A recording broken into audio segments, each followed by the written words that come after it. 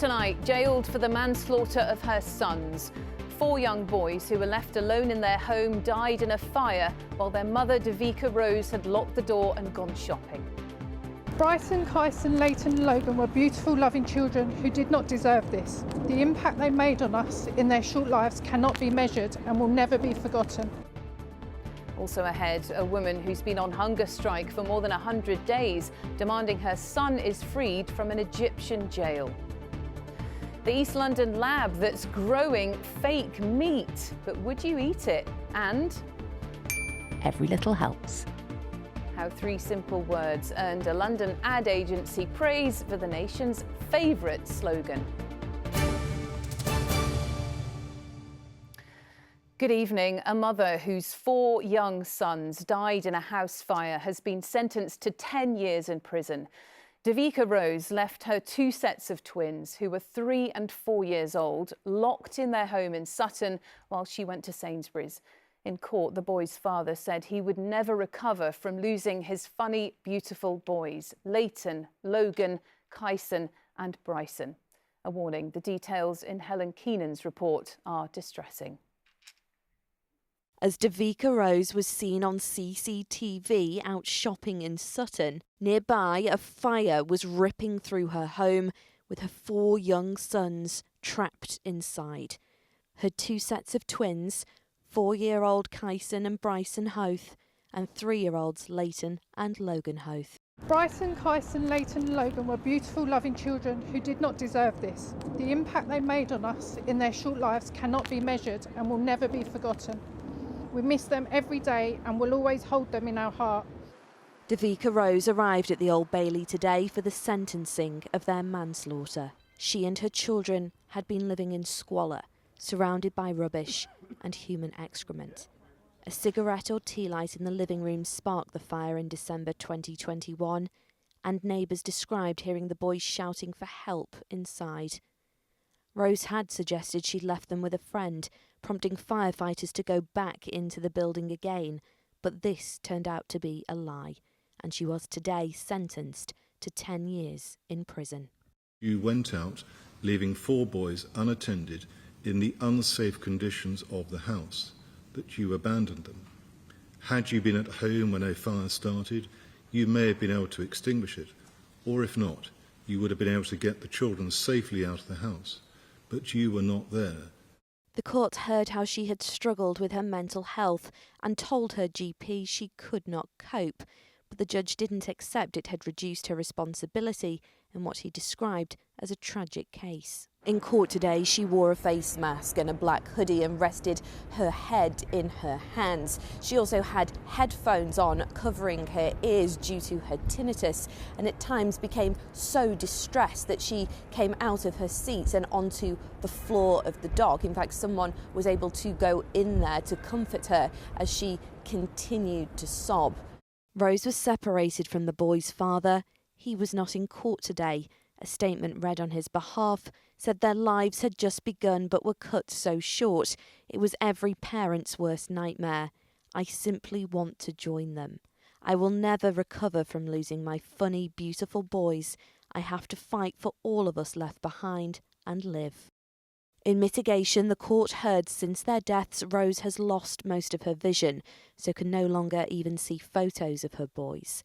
Her KC went on to say while she is criminally responsible for the deaths of those children, she has suffered the greatest loss of all. Helen Keenan, ITV News. 3 judges who were responsible for making decisions about Sarah Sharif's care will now be publicly named. 10-year-old Sarah was murdered by her father and stepmother at her home in Woking in August 2023, but concerns had been raised about her father as early as 2010, before Sarah was even born. Well, Sangeeta Kandola is across this for us. Sangeeta, this isn't about the criminal case, is it? That's right. This relates to the judges who oversaw the family court proceedings regarding Sarah's care before she was murdered. Now, 10-year-old Zara was killed by her father, Irfan Sharif, and her stepmother. She was found dead at the family home in Woking in 2023. They had tortured and abused her and are now serving life sentences. Now, in the aftermath of their trial, there was a lot of scrutiny about the role of social services, but questions too over the judges involved in the historical family proceedings and the impact that had on Zara's life. Now, we know Surrey County Council first had contact with Irfan Sharif and her mother Olga before Zara was even born, due to reports of neglect relating to two of her siblings. Between 2013 and 2015, several allegations of abuse were made, but they were never tested in court. At one hearing, the council raised significant concerns about the children returning to live with Irfan Sharif due to these allegations, but in 2019, a judge ruled Zara could move in with her father. Now, up until now, the media haven't been allowed to identify the three judges involved in those cases. It's after concerns there was a risk of harm to them and their families over what they described from a virtual lynch mob. Now, this was challenged by some media outlets, including ITV, which makes this programme, saying they should be named in the interest of transparency. Well, today a judge agreed with them. They said they can be named, but it won't happen until next week. OK, Sangeeta, thanks very much indeed for that. Police urgently want to speak to three people in connection with the death of a drag queen in Soho almost 2 years ago. Heklina, whose real name was Stephen Grikelko, was found dead in a flat in Soho Square on the 3rd of April 2023. Pictures have now been released of three men seen at the property. Officers are urging them to come forward. A vigil is underway in Ilford this evening to remember murder victim Harshita Brella. The 24-year-old is believed to have been killed by her husband in Northamptonshire in November before her body was found in a car in East London. And there are concerns that Hammersmith Bridge could remain closed for another decade. 5 years since it was shut for repairs, the Labour MP for Putney, Fleur Anderson, warned it could take until 2035 for the bridge to fully reopen. The Department for Transport says it has provided £13 million towards the project and is continuing to work closely with TfL and the council. Next tonight, the mother from Streatham, who's been on hunger strike for more than 100 days. Layla Suif has vowed not to eat solids until her son's been freed from an Egyptian prison. Ala Abdel Fattah was accused of spreading fake news, but despite finishing a 5-year sentence, he still hasn't been released. Our senior correspondent, Ronke Phillips, reports. After 117 days without eating any solid food, Layla Suif says she no longer feels hunger pains, but she admits she is weak and experiencing other physical side effects. My legs are swelling, so yeah, I'm much weaker, and my readings, my sugar, my blood sugar count is always in the 50s now. And are you eating anything at all? No. I'm taking dehydration salts, water, and I'm drinking herbal drinks. Layla is putting her health on the line for the sake of her son, Ala Abdel Fattah, who's in prison in Egypt. She began her hunger strike the day after he should have been released for serving every day of a 5-year sentence for sharing a Facebook post about torture. Alaa is a British-Egyptian national, and his mother has come to Downing Street because she wants the Prime Minister to intervene by speaking directly to the Egyptian president. I want Mr. Starmer to personally engage with Mr. Sisi, get in touch with him, and persuade him to release Ala. The Foreign Secretary was in Egypt yesterday and in a tweet said, "I repeated my call for the release of Ala Abdel Fattah so that he can return to his family. We'll continue to raise his case." He gave the same assurances in the Commons earlier this month, but insisted the solution lies with Egypt. I have pressed for his release. We will continue to do all we can, the Prime Minister and the NSA. In the end, this is in the hands of the Egyptians. Layla is being supported by a London-based human rights group who took up the case after Ala was re-arrested in 2019, just after he'd served a previous 5-year jail term. He then spent 2 years in custody before he was sentenced. But the Egyptian authorities are refusing to take those years into account. He's in prison only for reposting a Facebook post about torture, and he served 5 years in prison. You know, under Egyptian law, you should be released, after your sentence is passed. Layla says she'll refuse to eat until her son is free and back in the UK with his own son, Khalid. Her plea to the government is that of her mother and grandmother. Khalid needs Ala. Please, just do what you can and get him out. Ronke Phillips, ITV News. A 30-year-old man has been arrested on suspicion of murder after a 75-year-old man was stabbed to death in Putney. London Ambulance Service treated the victim, but he was pronounced dead at the scene. The alleged attacker, who's believed to be known to the victim, remains in police custody. Now, in the 1960s, families moved into Thamesmead's Lesnes estate with hopes of a better life. Half a century on, and some of its current residents say the estate's become a hotspot for crime and fly tipping. Plans to revamp the area have stalled, properties have been left empty and rotting away, and remaining homeowners feel they've been left in limbo. Antoine Allen found out more. This pensioner's house is set to be demolished to build more new homes. I've lived here since 2003 with my family. But he's refusing to leave until he says he receives a like-for-like replacement from Peabody Housing or an increased offer for the home he worked to pay off. If they give me like-for-like or a 4-bedroom somewhere in Abbeywood, because I purposely decided to come to Abbeywood because of the closeness of Southeastern train before the emergence of the Elizabeth line. In 2016, the consultation began for the 596 homes in the Lesnes estate to be demolished, to make way for up to 1,950 new homes as a part of the South Thamesmead regeneration project. Most residents have left, but 99 homeowners remain. Homeowner Maria also believes her home is undervalued. But standing alone in a community she loves, she's requesting the London Mayor comes to her aid. Please, Mr. Mayor, ensure our human rights as homeowners are respected and we get a fair deal. After fighting for our homes for nearly 10 years, our lives, Mr. Mayor, are in your hands now. London Mayor Sadiq Khan has been made aware of the fate of the Lesnes residents. So the vision for Thamesmead is long term. Part of the South Thamesmead regeneration project is complete. Peabody says 35% of the finished development will be affordable homes. They took me on a tour of the development and the plans for the area. Spent £2.5 million worth of investment. But the Lesnes estate homeowners say Peabody's allowed their estate to become run down and a fly tipping hotspot after they announced plans to regenerate South Thamesmead. Cleaning up rubbish is an easy fix for Peabody, even if some remains. The tough task is agreeing a price with private owners for their homes. For our viewers at home who think this story is simply pensioners being kicked out of their homes, why isn't that the case?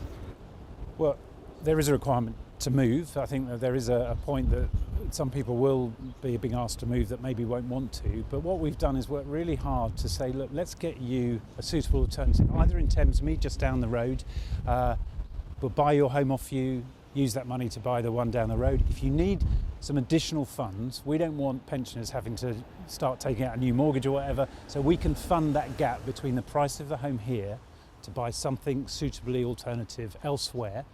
Doesn't have to be in Thamesmead, it could be anywhere actually within England, but I would imagine most people would want to stay around here, and we can help bridge that gap, but you still remain the 100% owner of that home. That's the help we're offering. The homeowners and Peabody are yet to see eye to eye on the value of these homes. If they cannot, the next step could be to call in the bailiffs. Antoine Allen, ITV News. Still to come, star of screen and stage, Richard Blackwood on his return to stand-up, and every little helps. The power of advertising, the slogans we can't get out of our heads. But first, it sounds like something from science fiction, but we could soon see lab-grown meat sold in our supermarkets. Hoxton Farms in East London is the first company in the UK to develop cultivated animal fat. And they say whether or not you're interested in the environmental or ethical impact of your food, this is the game changer the industry needs. Nick Smith explains. These imitation pork belly slices are a mix of plant protein and real pork fat. But no animal has been harmed in the process. The fat it's being cooked in was generated in a laboratory, an exact copy of what you'd find in a real pig. The fat cells you can see on this screen through the microscope were originally stem cells which were taken from a pig and then given a nutrient to encourage them to develop into the fat cells, which are eventually extracted, and then they can be used in food products. Once we have those cells, we don't need to go back to the pig again to collect more cells. We have the starting source for our production process. So once we've created the fat in the bioreactor, we extract the fat and we separate it so we have a pure fat product.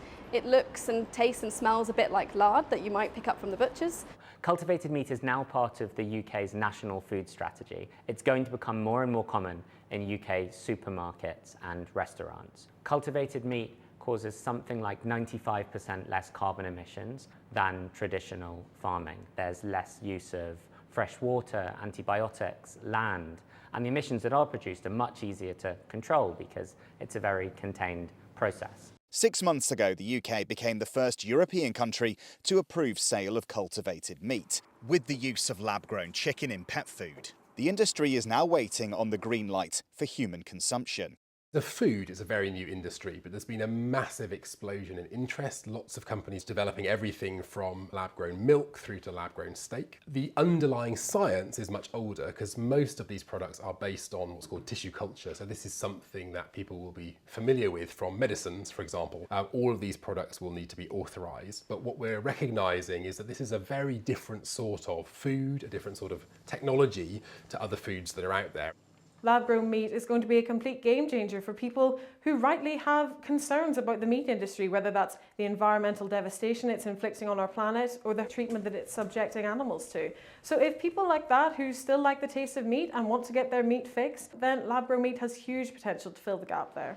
A recent survey by the Royal Agricultural University claimed farmers generally didn't view lab-grown meat as a major threat due to its current high production cost. But some in the cultivation industry hope to match the price of farmed meat by 2030 and claim the future of our food could look radically different.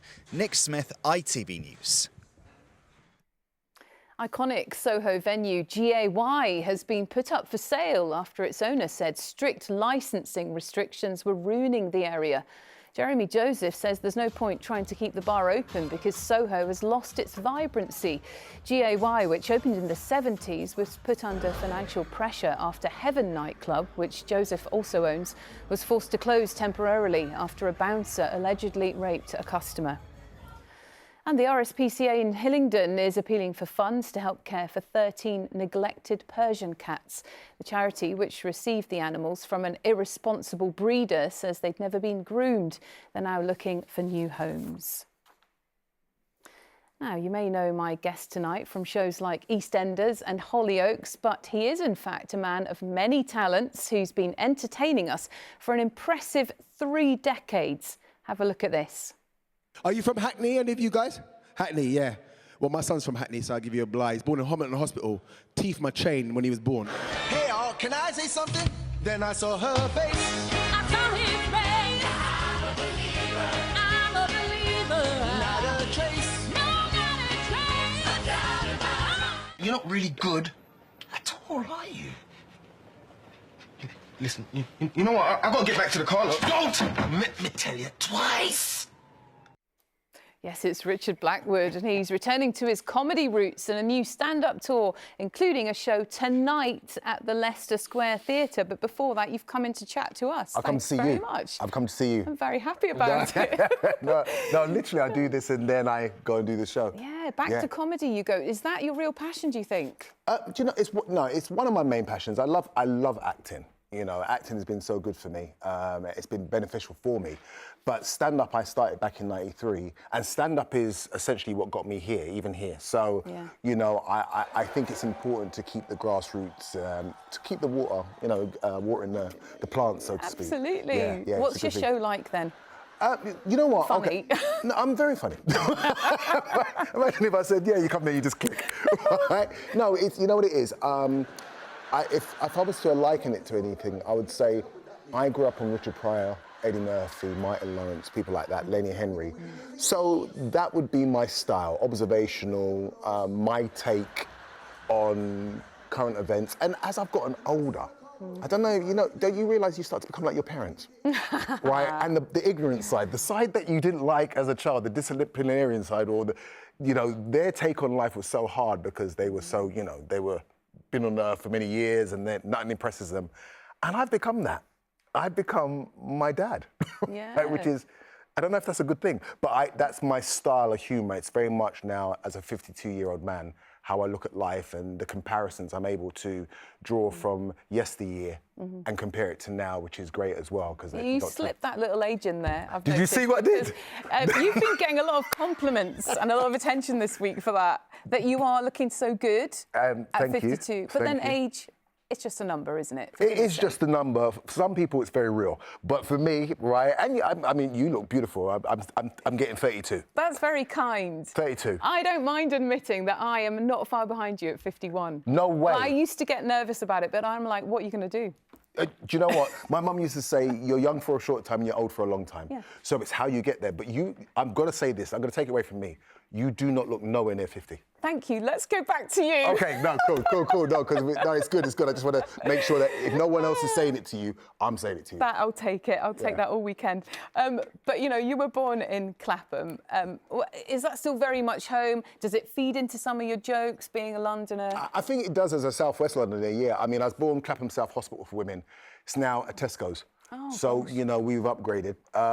But, you know, I mean, it wasn't the best hospital. I think I was the last person to make it out of that place, all right, back in the 70s. It was, you didn't go, if you had something wrong with you, you don't go there, right? You got a cold, you came out, you just wouldn't come out. So, but yeah, Clapham, I would say South London generally, my sense of humour is very much, a bit edgy because I'm from South London. Yeah. What part of London are you from? You from London? No. I'm from Scotland. You Sorry said that about so that. harsh. I know, that's terrible. I you feel forgot. bad about it. Where's the accent? I know. I lost it a long time ago. Okay, so you don't go back? Yeah. Yeah, I do go back, but not too much. But I love Clapham, though. Okay, good. No, Clapham is good. Just quickly, before we have to finish, are you the Masked Singer? Are you in the Masked Singer? You're getting loads of attention about that this week. And I am. Can you exclusively reveal it to us? I can... You've got like no, because you made me feel so good and stuff. No, I can't. But the moves and the way it does it, I mean, that's how I would do it. You're an absolute gem. Thanks so much, and good luck with your show tonight. Thank you very much. Appreciate you. Thank you. Well, let's have a look at the weather now. Here's Nick Miller with our forecast. A breezy morning will be followed up with a flurry of fresh delights for lunch. TUI sponsors ITV London Weekend Weather. Hello, all today's weather headlines have been about storm, Aylwin and all the problems well to the north of us. Here it is. It was wet and windy as we began our day, but conditions improved through the afternoon. There was even a little bit of sunshine around for time as well. Now, of course, all eyes on to the weekend. This little ridge in the isobars, a bump, a high pressure here allowing for a nice day. Unbelievably, to start the weekend after the grey gloom that we've had and then the wind and rain. And then for part two of the weekend on Sunday, well, it does go downhill again. More low pressure, may start dry, but during the afternoon, the winds will pick up and we'll see some more rain moving in. And we are going to see a few showers heading through overnight, actually. Some of these could be quite heavy, briefly gusty winds with these. As they clear away, temperatures drop. The further west you are, could just see a touch of frost, maybe one or two icy patches into tomorrow morning. Maybe wet on the ground, though, to start the day tomorrow, but otherwise, once it's up, there will be plenty of sunny spells. We haven't had a day like this for quite some time, so we'll celebrate it Temperatures fairly close to the average, so there won't be a huge amount of warmth, but then again, you may well feel the warmth if you're in the sunshine. By Sunday, though, the weather does go downhill. A new Met Office weather warning for rain, several spells of rain Sunday into Monday. So here comes the first into Sunday afternoon, and with this, the wind will be picking up as well. So with the rain around Sunday into Monday, there is a potential for impacts in terms of flooding in places, which is why we have this Met Office warning. So let's take a look at the outlook. Remind ourselves that we will get off to a cracking start for the weekend tomorrow. Make the most of that. By Sunday to Monday, it will be wet at times and windy too. That's it from me. Have a great weekend. TUI sponsors ITV London Weekend Weather.